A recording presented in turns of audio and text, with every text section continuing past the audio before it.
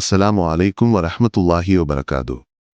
எல்லா உலகங்களுக்கும் ஆசீர்வாதமாகவும் கருணையாகவும் தான் இறை தூதர் முஹம்மது நபி அவர்கள் இந்த உலகத்திற்கு அனுப்பப்பட்டுள்ளார்கள். உலக மக்களுக்கு ஆசீர்வாதமாகவே தவிர வேறு எந்த நோக்கத்திற்காகவும் அவர்கள் நியமிக்கப்படவில்லை என்று புனித குர்ஆனின் வசனம் குறிப்பிடுகிறது.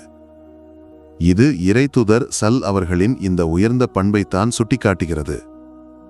ஆகவே நபி அவர்களின் குணநலன்களையும் தனிப்பட்ட நடத்தையையும் பற்றி ஆராய்ச்சி செய்யும் ஒருவரால் கூட இறைத்தூதரை இழிவாக பேசவோ அல்லது குறை கூறவோ முடியாது. மற்ற மதங்களைச் சேர்ந்தவர்கள் கூட இஸ்லாத்தை மதிக்கவும் இறைத்தூதரை நேசிக்கவும் நபி அவர்களின் இந்த வாழ்க்கை முறை காரணமாக அமைந்தது. சமூக வலைதளங்களில் வைரலான ஒரு வீடியோவை பார்க்கும் வாய்ப்பு கிடைத்தது.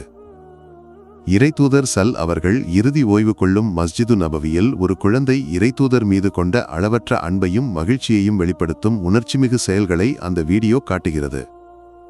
அந்த அழகிய காட்சியை நாம் ஒருமுறை பார்த்து ரசிப்போம்.